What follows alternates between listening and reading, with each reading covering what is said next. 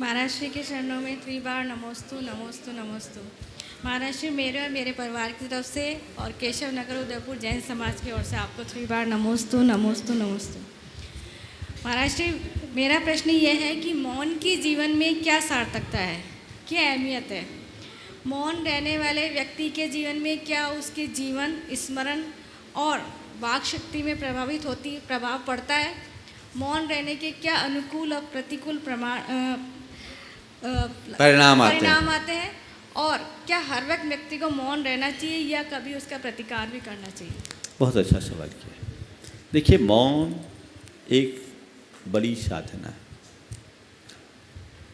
हमने एक कहावत सुना है, if speech is gold then silence is golden. ये बहुत पुरानी कहावत है। जीवन में कई बार ऐसा अनुभव आपने भी किया होगा, सबने किया होगा, जो बातें हम अपने वचनों से व्यक्त नहीं कर पाते, उनकी अभिव्यक्ति हमारे मौन से हो जाती है। तो मौन की अपनी महिमा है। जहाँ तक मौन साधना का सवाल है, तो मौन साधना से हमारी प्रवृत्तियां नियंत्रित होती हैं, विकल्प शांत होते हैं। और जब हम मौन धारते हैं तो हमारा स्वयं के साथ संवाद जुड़ता है। अक्सर जब हम बोलते चालते रहते हैं तो हमारा कम्युनिकेशन औरों से होता है, हम अपने साथ नहीं जुड़ पाते हैं। जब हम मौन हो जाते हैं तो हमारे साथ हमारा अपना संवाद जुड़ पाता है। जब स्वयं के साथ स्वयं का संवाद जुड़ता है तो हमारे अंदर की शक्तियां स्वतः उद्घाटित होने लगती हैं। इसलिए अपने विकल्पों के शमन के लिए, वृत्तियों के शोधन के लिए और अपनी शक्ति की व्यर्थ बर्बादी से बचने के लिए मौन धारण करना चाहिए। जहाँ तक मौन रखने से वाक शक्ति का सवाल है, मुझे ये अनुभव नहीं है कि मौन बोल रखने से व्यक्ति की वाक शक्ति प्रखर होती है, पर मुझे इतना पता है कि मौन रखने से बोलने की ताकत जरूर आ जाती है। सन 2004 में मुझे लेरेंजाइटिस हुआ। एक रात क्रैशर में रुक गया। ये जो गिट्टी वाली क्रैशर होती है, पूरा एरिया क्रैशर का था। रात भर डस्ट से बड़ा गहरा इन्फेक्शन हो गया।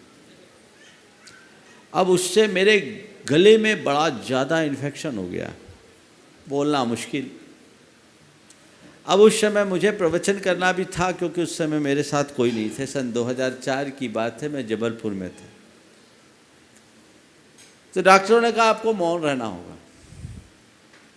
मैंने तय किया कि प्रवचन में जाने के 2 मिनट पहले मौन खोलूँगा और प्रवचन करते ही मौन हो जाऊँ। आप सबको ये बताऊं, वो 23 घंटे का मौन रहता था मेरा।